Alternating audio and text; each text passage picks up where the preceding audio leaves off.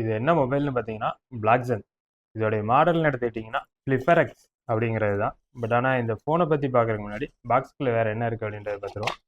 பாக்ஸ்குள்ளே இவங்களுடைய பிராண்ட்லேயே ஒரு பேட்ரி, சார்ஜருடைய குவாலிட்டின்னு பார்த்தீங்கன்னா இவங்களுடைய ஓன் பிராண்டாக தான் இருக்குது. பட் ஆனால் குவாலிட்டி வைஸில் பார்க்கல கேபிளுமே நல்லாவே சின்னவே இருக்குது. நெக்ஸ்ட்டு இதோடைய மொபைலை பற்றி பார்க்குறோம் அப்படின்னா, இந்த மொபைலோடைய பெஸ்ட்டு என்னன்னு கேட்டிங்கன்னா டியூவல் டிஸ்பிளே. ஃப்ரண்ட்டில் ஒரு டிஸ்பிளே இருக்கும், அது போக உள்ளுக்குள்ளேயே ஒரு டிஸ்பிளே இருக்கும். மொபைலோடைய டிசைன் எடுத்துக்கிட்டிங்கன்னா டைமண்ட் கட்டில் தான் கொடுத்துருக்குறாங்க. பேக் சைடில் இதோடைய பேட்டரிக்கான இடம் கரெக்டாகவே இருக்குது. பேட்டரியோட எம்ஏஹெச்னு எடுத்துக்கிட்டிங்கன்னா 1100 தான். ஸோ இதில் சிம்முன்னு பார்த்தீங்கன்னா 2 சிம்மு, ஒரு மெமரி கார்டு.